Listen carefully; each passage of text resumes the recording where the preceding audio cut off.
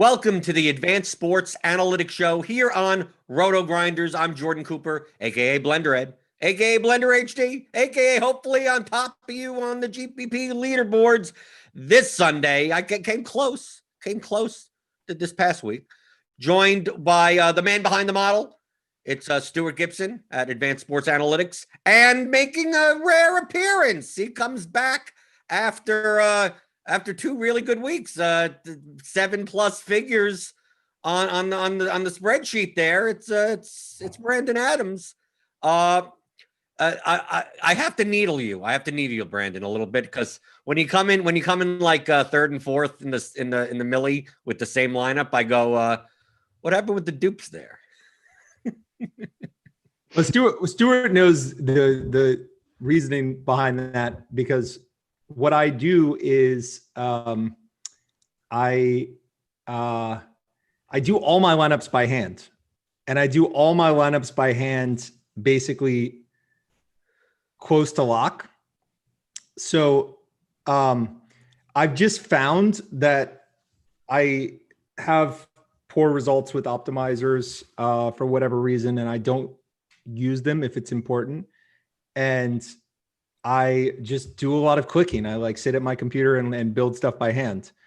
And what I will do is I will be very dynamic about my lineups, and I will make sacrifices in light of time constraints. So I'll sometimes make 50 lineups by hand for the Millionaire Maker, and I'll enter each lineup 3 times.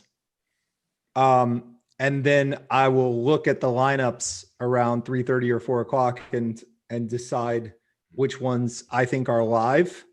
I make trade-offs in light of time constraints. So if you were truly optimal about it, then you would make adjustments based on cash probabilities and all of that. I just typically look at them. If they're live for the win, I'll make adjustments.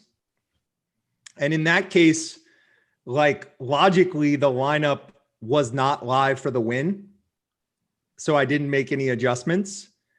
And then it wouldn't have mattered if I made any adjustments because I had the stone nuts in the afternoon. But I would still maintain that it was good decision making in that case, because the lineup was dead for the win after the 1 p.m. slate. It just so happened that it hit so perfectly in the afternoon where I had New England defense at whatever single digit ownership, and they have a historic performance. And then I have the nuts in another spot. So it looks funny when you have 2 at the same time, but it was a case where, like, to my way of thinking, based on my process, I'm not supposed to make an adjustment for the afternoon slate.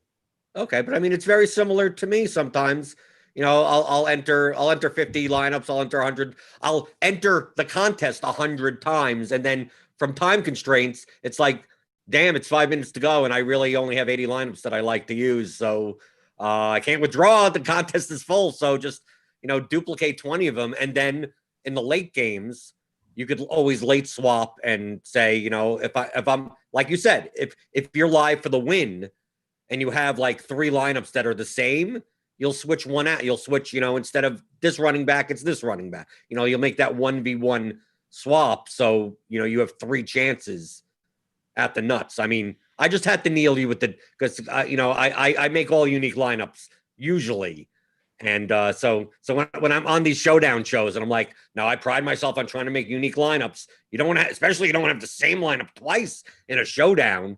So it feels like the audience would get on me if I didn't ask you about the dupes. Yeah. Needless to say, showdown is a totally different animal, and you would never have that as a process. But with the full slates, there's so much late game flexibility that it can be okay to duplicate as time constraint and then make adjustments later. Then Stewart, how was your week last week? I didn't play multi-entry. I just played like a lot of single entry lineups.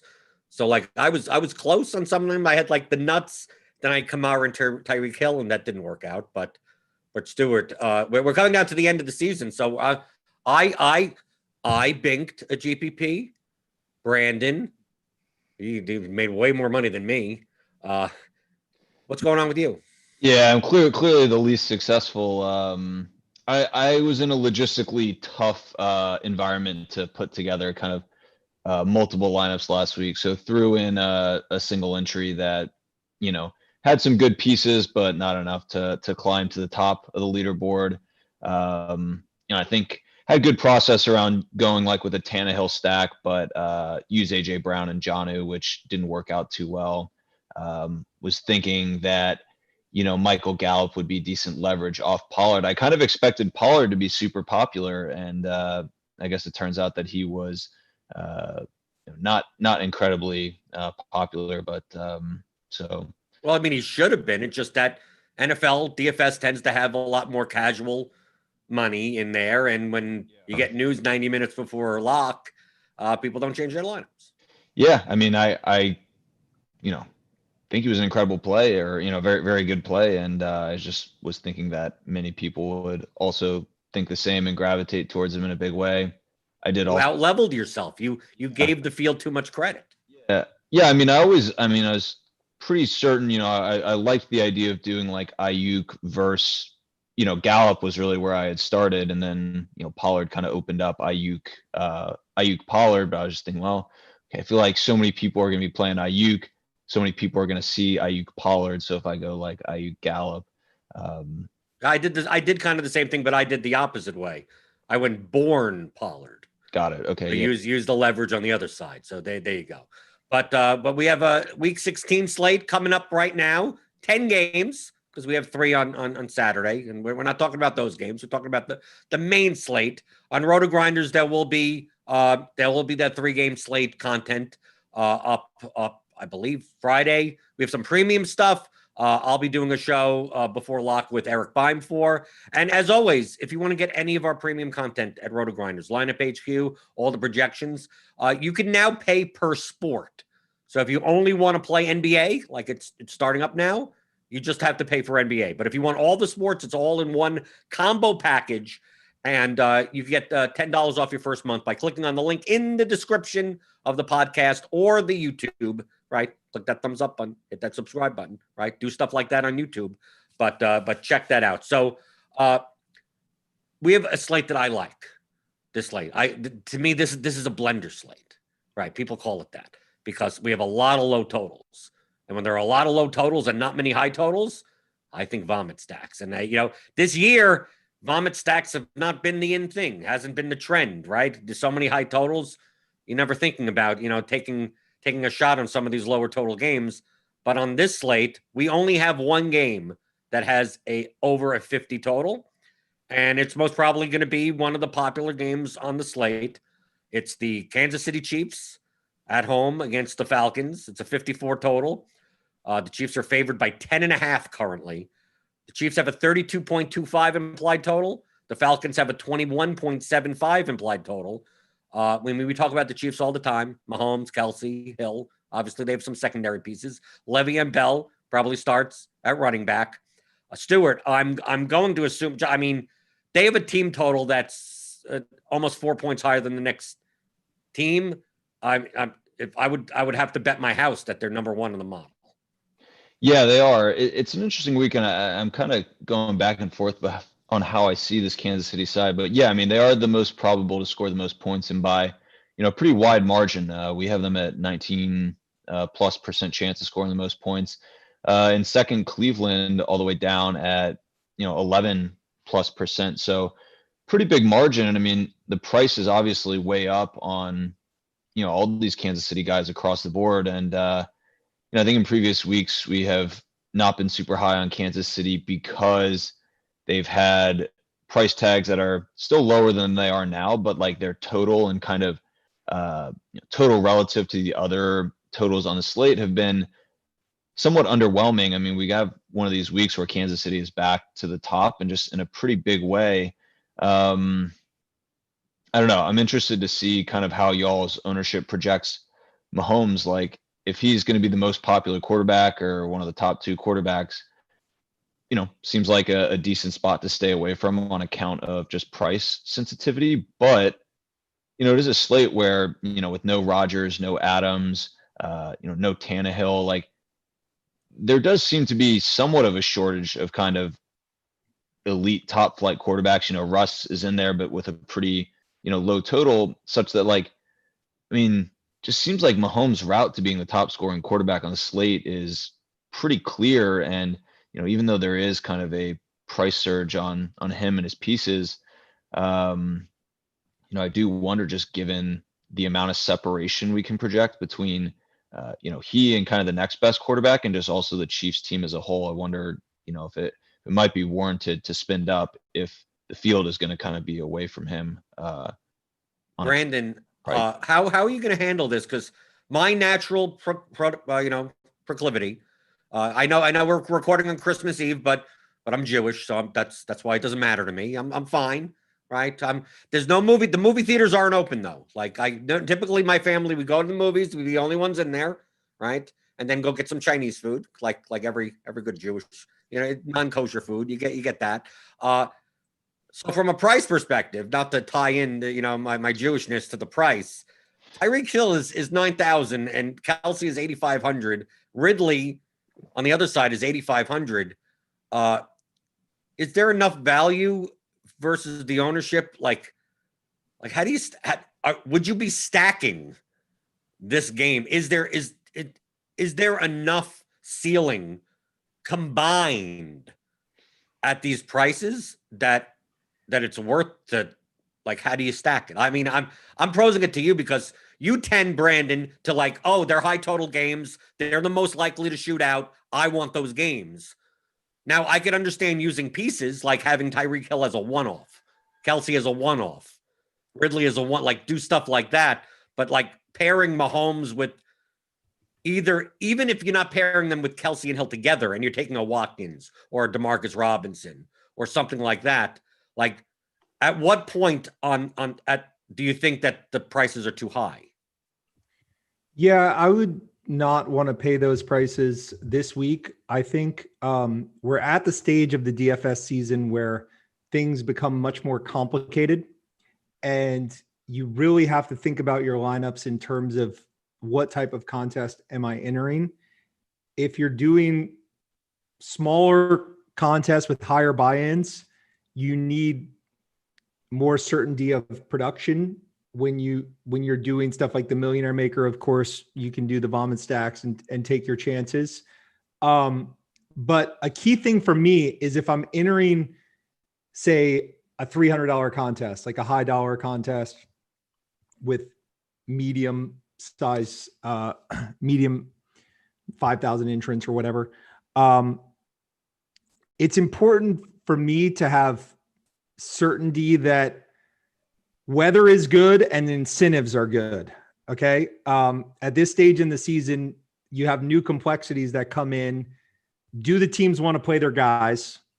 And is everyone full go the whole game for sure? And then weather starts getting complicated this time of year. So you really have to check off those boxes. And I'm quite conservative in those regards. Like if I'm playing a $300 tournament, I'm going to tend not to use guys if I think there are question marks. And so does this Chiefs team, Brandon, do you think this Chiefs team doesn't need to win? Yeah, because the Steelers have sort of faded away a bit. They, to me, I don't know why push the guys. Certainly we saw Lamar come out for his third backup or whatever for the last 6 minutes last week, or I expect because the production is so concentrated on Tyreek, Kelsey, and Mahomes. And look, the Chiefs almost got really unlucky with their running back situation because they played the guys late. I expect that if they are afforded the opportunity to rest their guys, they will rest their guys. That caps and the you have to factor to pay the prices. Right. That's what I was going to say. You have to factor that risk in because at their prices, like the Chiefs almost need to they need to put up 42 points. They need to act like they do need to win, because a simple 22-point game from Tyreek Hill at 9,000 ain't going to cut it. Yeah. Like in the big tournament last week, I played mostly Kyler, like extremely aggressive Kyler. And it was in part because that was the most trusted spot incentive wise. And I think now I'm going to sort of have to sort of think through everything in light of last week's changes, week 16. But I would say you kind of need to go through and say there are some teams that will take a break if they can. And the Chiefs seem like for sure number one in that regard. And the Falcons play like they've taken a break. Right? Yeah, Falcons, you have all sorts of obscure things going on. For some reason, Ryan's production has historically been very good in December. Not that is super relevant, but I have noticed a pattern over time where I'm shocked by like Atlanta totals late in the season, and I'm shocked by Vegas totals, and Vegas turns out to be right. I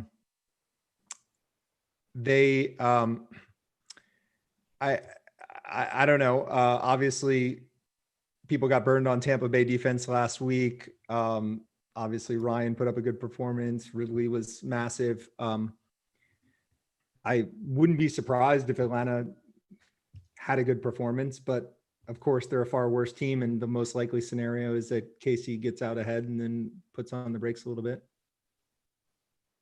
But obviously, this will be a popular game because it is such a higher total than anything else. But personally, from a price perspective, I think there were a lot better games on the slate as far as stackability is concerned. I could see one of the players of the Chiefs like being in the optimal lineup, like especially like in the tight, like to me, Kelsey in the tight end spot. Like Kelsey is like the only tight end on this slate that could put up a score that like you will need. Like if you don't have Kelsey's 28 points, the next highest scoring tight end could have 12. So like Brandon, do you agree with that? That you would be more likely, even if you're staying away from this game, that if you were to take a piece, it would be someone like Kelsey rather than like Mahomes and Tyreek Hill. Yeah, I agree with that. I thought that like last week in the big contest, I played mostly Andrews instead of Kelsey because I thought that the narrative of Kelsey like crushing everyone at the tight end position had gotten a little overblown. It depends a lot on contest size. Like if I think it's really like the mid-size contest types and the small mid-size contest types where it's kind of most important to win at tight end. So you're most inclined to pay premium. The very large contests, I think it's less of an issue. Like you can go, there's many different builds that can work. And for like a cash game style or very small field, I think there are many different builds that can work. But yeah, I would tend to be way underweight this game. I think far more interesting games are like Rams and Seahawks. They both have strong playoff incentives, and the only reason that the totals are not spectacular and the projections are not spectacular is because there are concerns about efficiency, but it's just the right kind of environment where a lot of plays are going to be run. Both teams have strong incentives. There's a good chance the game stays close. And all you need is like a good golf game where he has better than expected efficiency and you get great results. Right, so let's talk about that game. I mean, because outside of the Falcons-Chiefs game, I know normally on this show, we go from top total to the top totals, but I mean, essentially it's one game has the highest total, and then we have this bucket of like everything else. So I find it interesting because to me, the Rams Seahawks game was not on my radar particularly, but I completely admit the fact that I'm more of a slave to projections than anything else. I could see if the Rams are good and the Seahawks are good. These are good teams. They've been playing poorly recently, but yes, if both their offenses are on, like this game could be 50 plus. So Stewart, because of the low implied totals, because we have the Seahawks at 24.5 and the Rams at 23. I have to assume that it's not like they probably don't show up that high, but they probably don't show up that low. Yeah, I mean, Seahawks are towards the middle. We have them at a 4% chance of scoring the most points. Rams, 3.4%, kind of middle to low. Yeah, I mean, there's just this kind of bucket of teams between 2% likelihood and 7% likelihood that have they're not totally out of the mix. They're not in like Jaguars, Giants, Jets territory, but they're not you're not feeling super comfortable that they score the most points, but on a slate where I guess there's not too many teams that have like super high probabilities, could be worth a shot. I mean, for me, it just feels like these aren't really that cheap of stacks to acquire. It feels like a bit much to pay for teams with relatively low totals. To me, like I see games with higher totals with offensive pieces that can move just as well as these Seattle or Los Angeles guys, and are more efficiently priced. Some of them are in potentially like blowout risk spots, like Baltimore, Cleveland, some risk, and definitely to Brandon's point about incentivization. When you talk about like the Giants, Jaguars, Jets, Bengals of the world, there's pretty low competitive kind of incentive to play. So I don't know, that game, as you mentioned, was not on my radar either, mostly on kind of price sensitivity. Yeah, but I mean that's exactly what my thought process was. So Brandon, you kind of for the Rams side, you kind of have like a yin yang with your style of play. Darrell Henderson with Cam Akers may end up gaining some steam ownership wise, but he's only 4,500, and I know you like playing cheap running backs, especially in large field GPPs, but the leverage off of that would be playing a Goff plus Woods plus Higbee or Everett.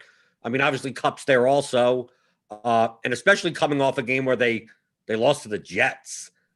That probably, when people look at the game log and that's what they think of the Rams.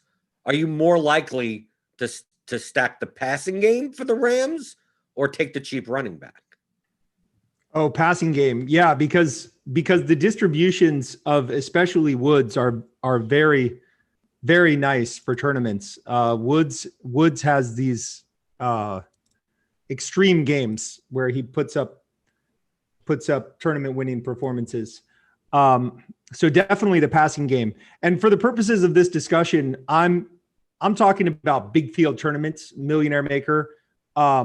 I think you can play the slate on a more straightforward basis if you're playing like 1,000 people or something like that. But I'm talking about playing 100,000 people or whatever. You want to get different, as you say, and it's unlikely that this slate gets away from you because it is a low total type slate. So you can take some chances, and of the chances I'm going to take, like Rams doesn't seem so extreme to me. I think that's like a fairly straightforward one to gamble on. Right, but I see what Stewart's point was, that we have teams that have higher implied totals that have cheaper stack prices, cheaper pieces. So like one of the games that I'm looking at is the Broncos Chargers game. It's a 48.5 total. It's come down. It's Chargers are favored by 3.5. Chargers have a 26 implied total. Broncos have a 22 implied total. Now, Stewart, I'm going to ask you, about the Chargers being high on that list. I'm assuming the Broncos aren't, but would I be nuts to say that the Broncos are my favorite vomit stack of the slate? Yeah, I mean, so no, you're correct. We got Los Angeles as 6th at a 6.4% chance. Broncos down at 3%, which I think is usually higher than they typically are. Maybe that's a short slate. But I mean, the thing with the Broncos is like you can get like lock Fant plus wide receiver for, really the same price of like, Minshew and company or You can Darnold. get them at the same price as Tyreek Hill by himself. Yeah. Yeah. I mean, so they're like, it's one of these teams. And, I think this is how like the Broncos had that one good week against Atlanta where it's kind of similar setup, not like an exceptional total, but their price point relative to their total and just kind of where they fit in relative to kind of the other teams in the slate. I think it was a pretty good bargain. I mean, the Broncos we have at similar probability of scoring the most points to like Los Angeles, Atlanta, Pittsburgh. These are teams that are priced up. Washington even to an extent, like McLaurin, Thomas, Haskins even like. I mean, Haskins is cheap, but there are cheaper quarterbacks. So yeah, I mean, I think that price sensitivity wise, like they're in a decent spot. And it's very clear, I guess, with the Los Angeles side. Well, actually, no. I mean, so would you think Allen or Eckler? Oh, Eckler is going to be. I like the Broncos stack because it could allow me to play a chalky Austin Eckler in a lineup where I mitigate the ownership by playing lock +2 in it. And I don't mind the double stacks this week when there are lower totals. So I'm more likely to stack with the tight end. I don't want to the opportunity cost at wide receiver for ceilings in large field GPPs are just too high. That do I think Judy and Patrick could? Yeah, I guess they could both put up 20, but that's not going to be good enough for a milli maker, a slant type contest. So I'm like, it's going to be lock plus wide receiver plus Fant, and then run it back with Eckler. I mean, you could still play Al. You could play Allen in the lineup. You could play Hunter Henry if you don't play Fant in the lineup with a single stack. I mean, there are many ways to go in this game, but the cheapness of the Broncos stack means that I could play the stack. I could play Eckler running back even at 20+% owned or whatever it'll be. And then I could just jam in. If I want to play DK Metcalf as a one-off, like I'm able to. If I could play Tyreek Hill as a one, I could play any of the high-priced wide receivers or running backs that could put up 30, 40 points maybe in a game like that.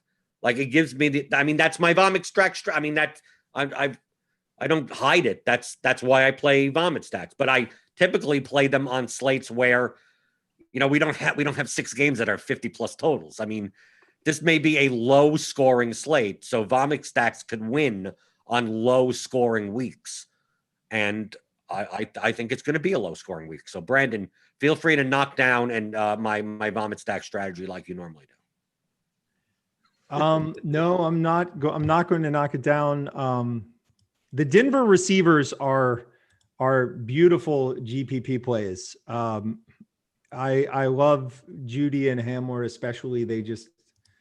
They're speedy and they can break off 18 DraftKings points in one play.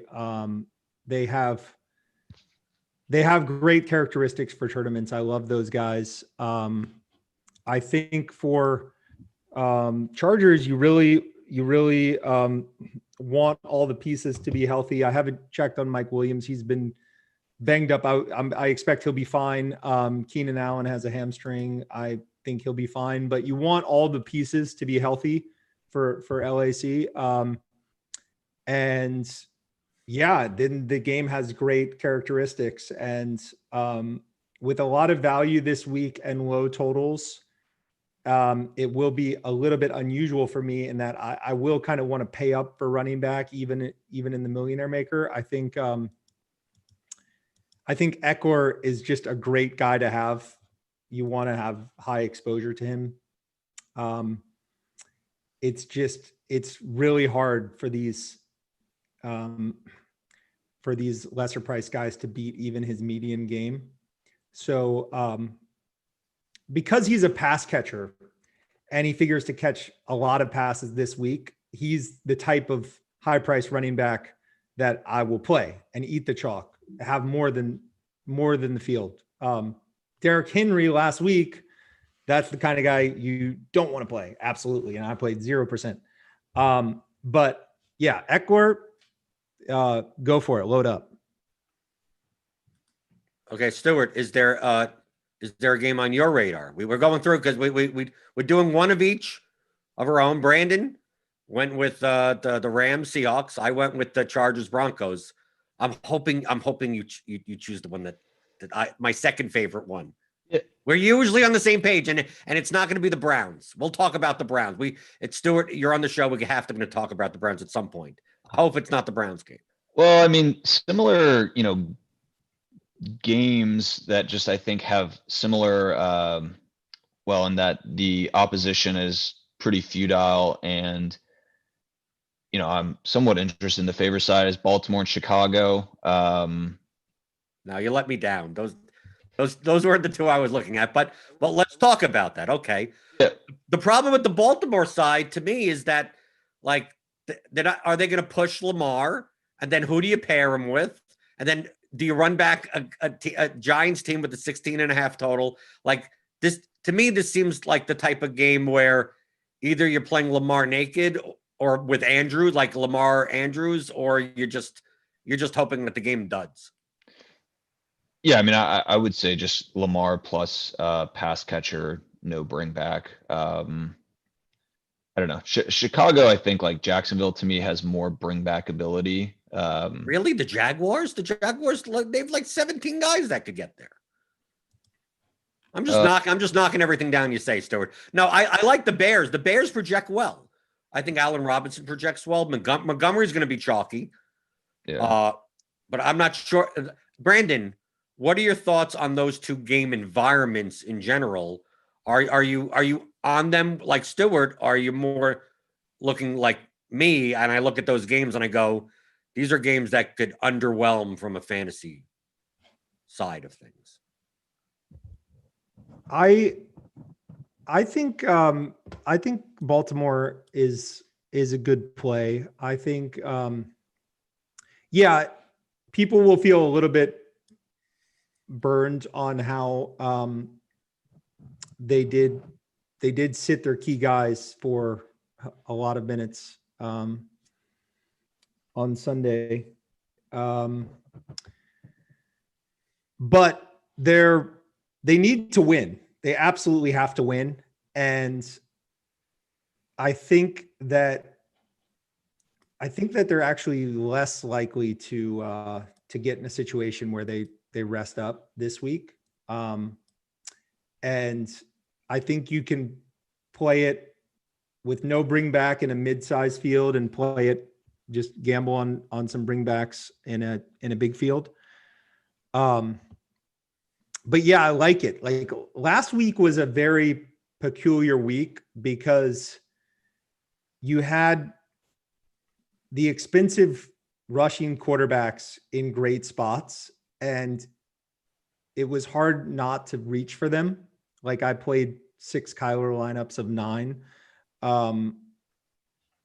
It was going to be hard for a pocket QB to get there. Like, there were guys in good spots. Rivers was in a good spot. There were guys that almost got there, like Ryan. But this week, we got 2. We only got really 2. What, Hurts and Lamar are the only 2 rushing quarterbacks, really. Right. I mean, Trubisky, I guess, if you want to go back and claim that he's a rushing quarterback to some extent. Yeah. So I do kind of think there's a good case for paying for Lamar. And then there's kind of something quiet that happens in low scoring weeks that people don't fully appreciate, which is that it's, I think one of the considerations that tournament players don't give enough thought to is like how you allocate salary by position, right? And how it changes based on the situation for the week, right? When you have a low scoring week, you should be more inclined to pay up for quarterback And it's because like on a week like this, if we really break it down in terms of fantasy points per dollar, you'll find that by position, your best fantasy points per dollar happen at the quarterback position. So you want to tend to allocate more dollars to that position. And the problem, in other words, like your wide receiver has the most variance, but you'll get less bang for the buck in terms of fantasy point per salary dollar.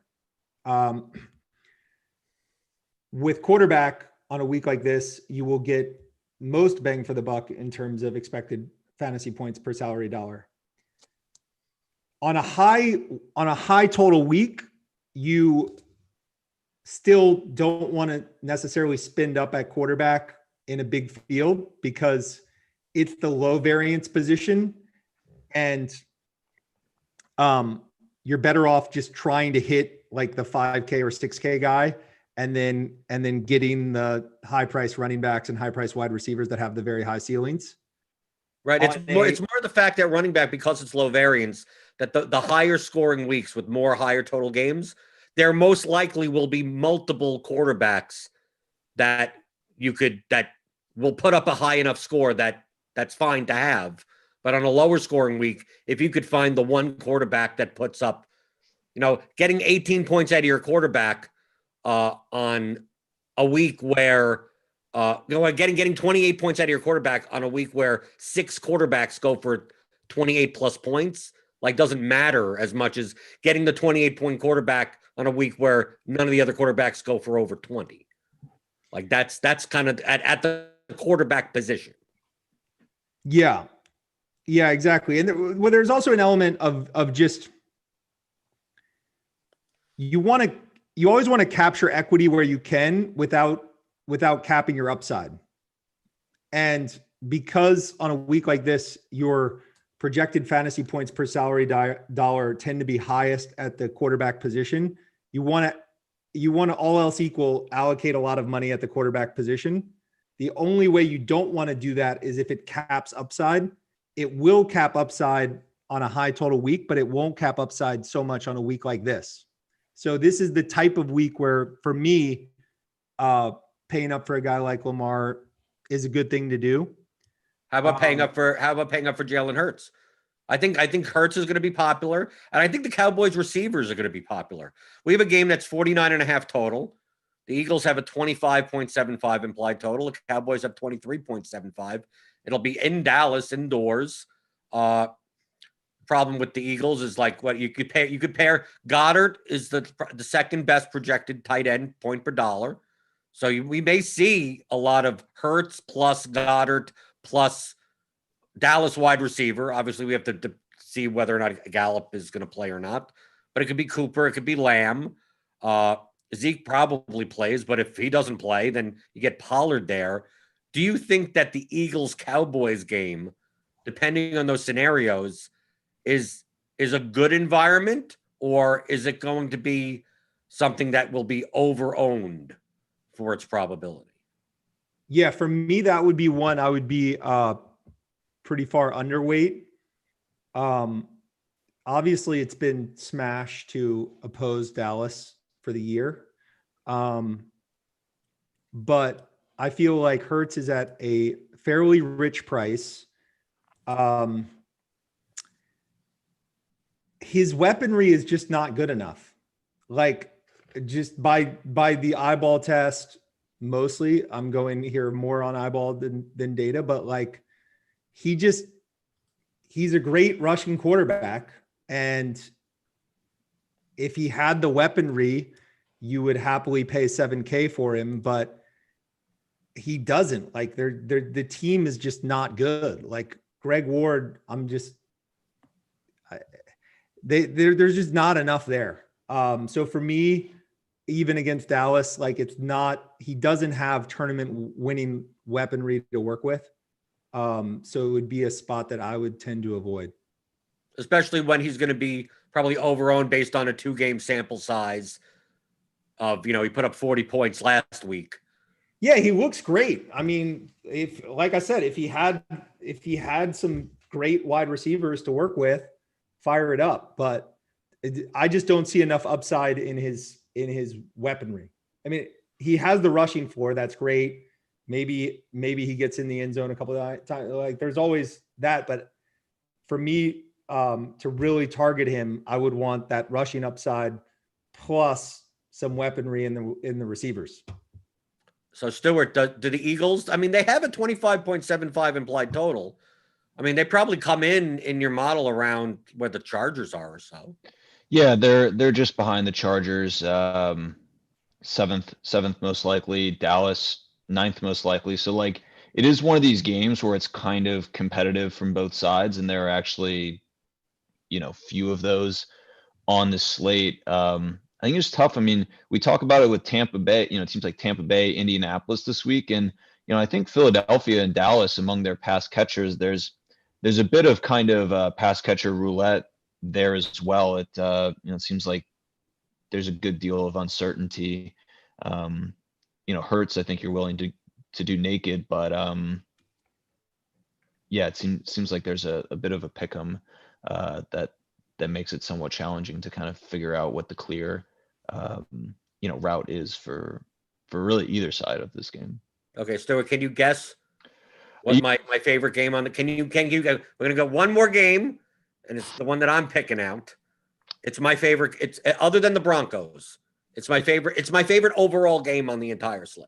Can you identify it? You'd look at it and go, "Wow." Pitt? No. Houston, Cincinnati? I don't know.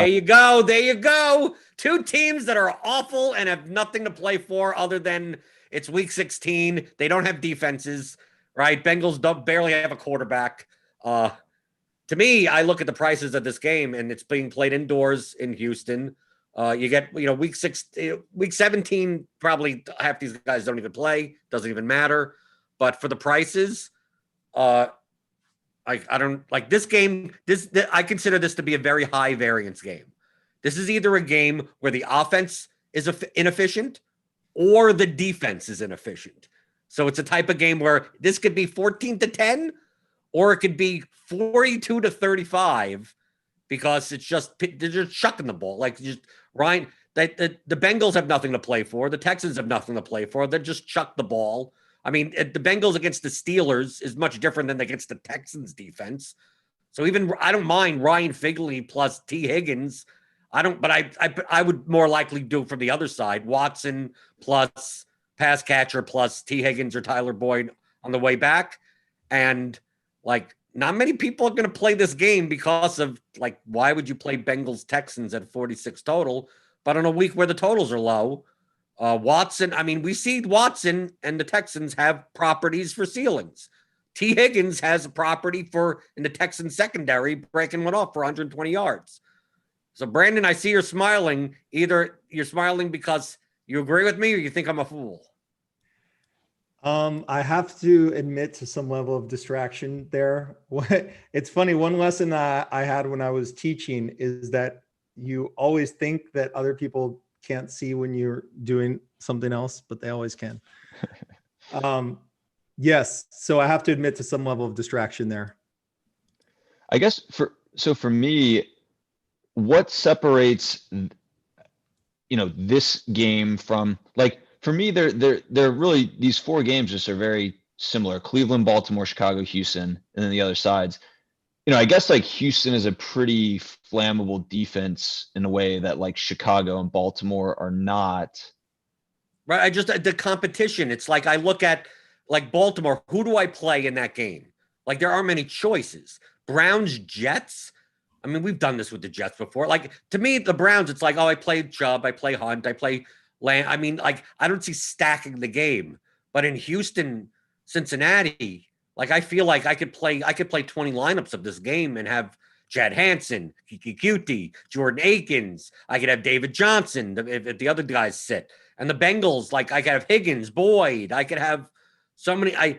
To me, Higgins and Boyd are much more talented wide receivers than Jamison Crowder and Brashad Perriman and guys like that in a game where I think the Browns don't necessarily I mean, the Browns want to win, but it's just a matter of, do I think yes, I could play some Mayfield. I could play some Landry, but it just feels like the Bengals Texans game. It could be one of those. I mean, I'm used to this in soccer. Like in soccer, a lot of times, like when the two last place teams face each other in like the group stage of a tournament, like we're there, it's the last round of the group stage, and no one can, like, the result doesn't matter. Like they're both eliminated. Typically, that affects the defense more than the offense. The defenders are less likely to care because give up as many goals as you want, it doesn't matter. So the game sometimes tends to play extremely free-flowing because of that. I don't know how much of an effect that is in the NFL. And in basketball, we see it all the time, right? Two teams they don't get, like, typically it's all-star game. Right. It's like the all-star game, right? No one wants to play defense because you have to work at that. So to me, these are teams that, like, you have young enough players that are competing for starting jobs and contracts, and defenders that, like, who cares if we lose? I'm not going to chase this guy down. It's just like, okay, you got there, and they're bad defenses to begin with. Right. That's why I say it's high variance, because they're also bad offense. I mean, the offenses tend to be inefficient also. So this could be a 14-10 game, or it could be 42-35. But for large field GPPs, I'm more likely to embrace that type of variance than, look at a game like the Bears Jaguars and go, what happens in this game that it turns into a 70-point shootout? Like, I just don't see it for that game. Got it. All right. Well, you want to maybe talk through, because I do think, Watson, obviously, there's a lot. That's kind of the one clear piece, at least to me.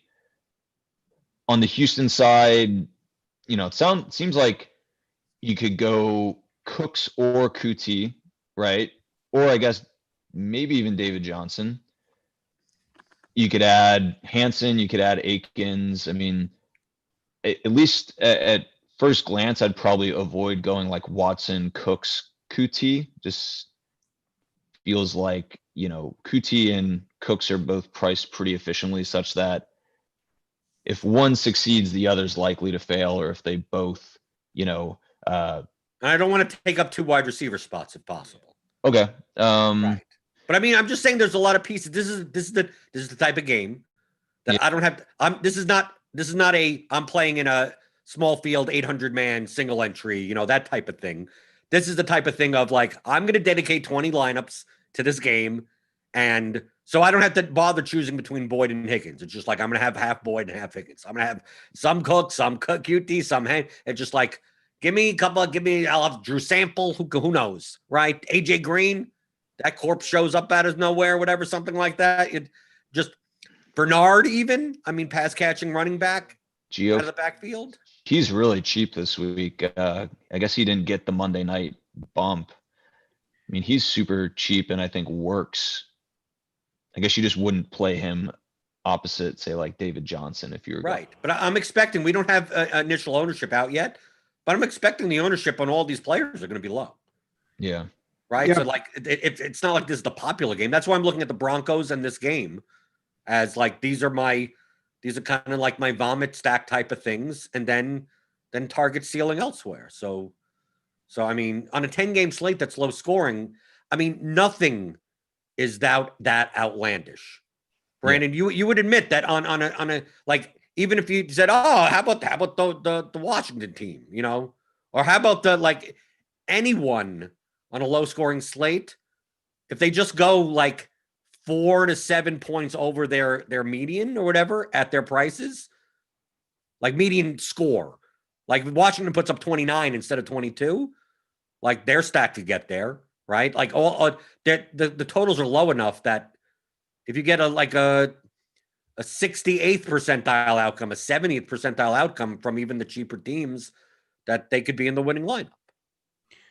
Yeah, for me, the way to play this game would be you can get aggressive on David Johnson, because I think that's a really good play.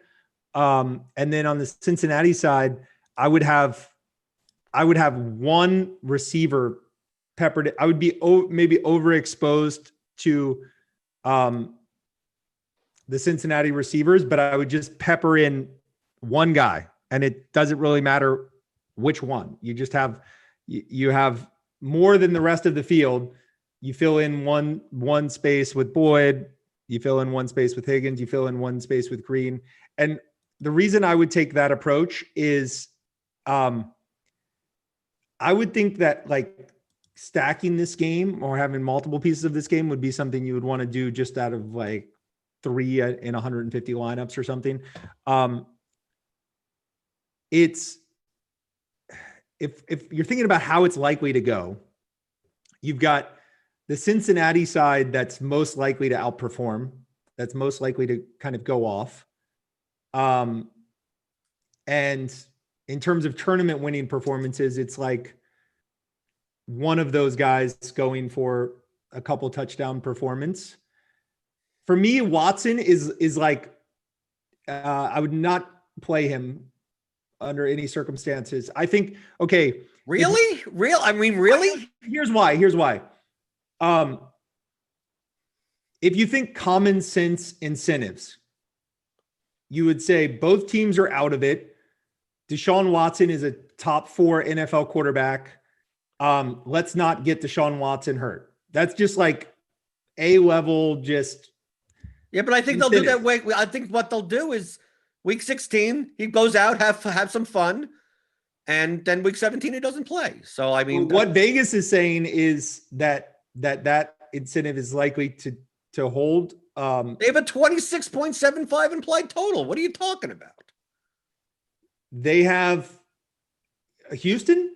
Yes, 26.75 implied total. I don't think so. That's what I have on my screen. It's a 46 total, and the Texans are favored by 7.5.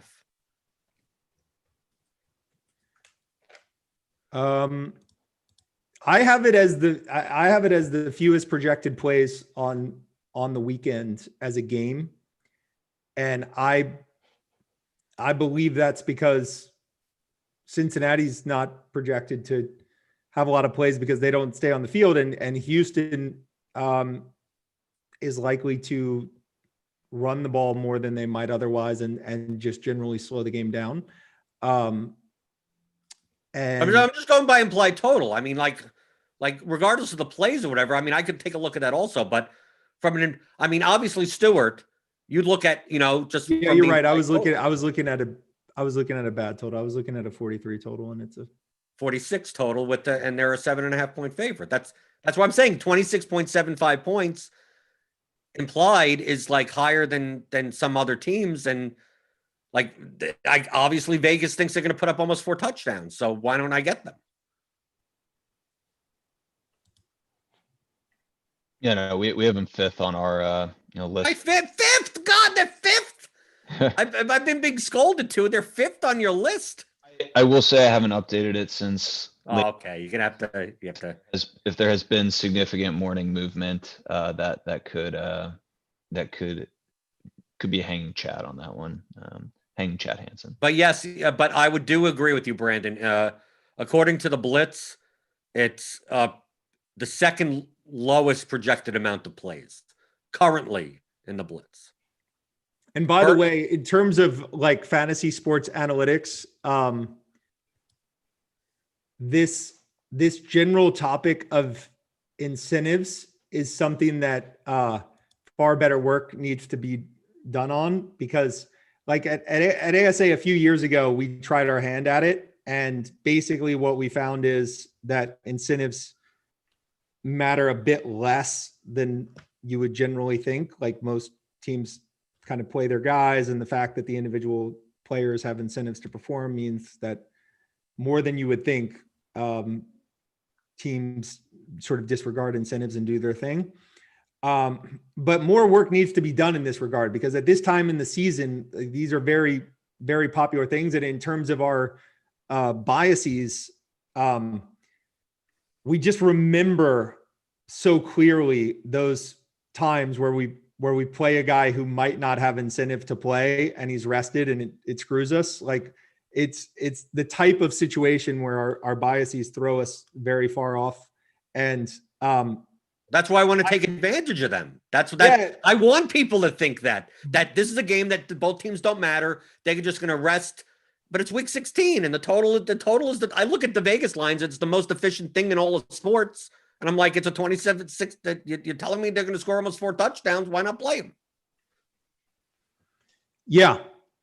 I mean, I'm just thinking too simple-minded. I'm just like, why not? Yeah, it seems reasonable. Like I said, I was looking at the wrong total there. So, I do think, obviously, it's a great spot for Watson if it turns out that he goes full bore. If I were coaching, right? If you ever the way it would go, Brandon, I would run a lot of David Johnson and like not have Deshaun taking a lot of chances. You know how many times fantasy players and analytics people are like, if rational coaching existed, this is that you'd never lose. But like, come on, we look at Anthony Lynn, look at Tomlin, look at the coaching. Pete Carroll still wants to run the ball a million times for no reason. So like, we could think in our heads like, oh, there's no way that the Texans just push their franchise quarterback in a game that doesn't mean anything. And then he goes out and like, okay, yeah, I guess the coaches are stupid. Right? We see that. Brandon, I almost rather assume they're stupid than assume they're smart at this point. Yeah. I hear you. Lamar goes out. It's the fourth quarter, and they're up by 4 touchdowns, and he's still in. And you're wondering, like, why is this happening? It's like, well, because coaches are stupid. Yeah. A lot of times the players want to play. They want to put up stats, and they're telling the coaches that they want to play. I do think it's a smash spot for David Johnson, though. I think he'll likely get going. And I could play David Johnson across from T. Hick. I could play like even if it's just a secondary correlation in the lineup, if you don't stack it. Yeah, no, I think that's super viable. Obviously. Okay. Yeah. So, Stewart, you got the Substack coming out this week, right? You got NBA stuff. A lot that people don't realize. Yeah, that you're doing NBA stuff. We talked about it before the show. NBA projections. You know me. I trumpet the Rotogrinders projections. So it almost feels like we're in competition a little. You have to up the game. Our projections team is really good, but you also have tools for NBA on ASA that would be useful that RG doesn't have. Yeah, so we build traditional projections as well as, I would say, data aggregation and kind of visualization tools, looking at player specific metrics. So I think one tool I rely on a lot for NFL that we put out is our volume efficiency tool, tracking players, volume, opportunity volume, and just their efficiency per that, unit of volume, usually a rush or target. Want to put out something similar for basketball. I think there's so much roster turnover this year with the NBA. It's going to be interesting to see what players, maintain kind of, we have our priors on like what we think certain players usage levels are, rotation kind of allotment is, and it'll be, and then new players come in, certain players exit. It'll be interesting to kind of track how some of these moving pieces affect the roles of some of the players we have kind of preconceived notions about from last year. I'm not sure yet exactly how we're going to incorporate the Substack for NBA. For football, it's just so perfect with the weekly slate. For basketball, I don't think it's something we can do on a daily basis. So we'll try to do some sort of weekly Substack NBA offering, as well as rolling out those tools, projections as well. So yeah, you can find us at advancedsportsanalytics.com or on Twitter. We should have, good information as we announce kind of the rollout of, the current stuff we have out now, as well as rolling out, some new tools early in the season. So. And Brandon, anything else that you're up to? I know you're doing some stuff with high stakes poker. Yeah, that was fun. Done a couple of Vegas trips this year. Faded COVID both times, so had some good trips out there. And yeah, it feels like it's going to be a big year for Advanced Sports Analytics. We got a lot of plans. And and NBA, and we got sports. It almost feels like, well, I get to play DFS every day now. Like because we typically, like by October, like you have baseball in September still, and you have NBA starting in October. So like you're playing NFL DFS like on top of the stuff that you'd be playing every day. And it kind of like this season for NFL, it kind of like, it's like, oh, it's Wednesday. Like, you mean I have to just, you mean I have to spend time with my family? Like, like, why isn't there anything on? Like, come on. So obviously, advancedsportsanalytics.com, you could check out all their tools there. Brandon Adams on Twitter, B Adams78, Stewart Gibson, Start Gibson, and I'm Jordan Cooper at Blender HD on Twitter. There's been another episode of the Advanced Sports Analytics Show on Rotogrinders.com.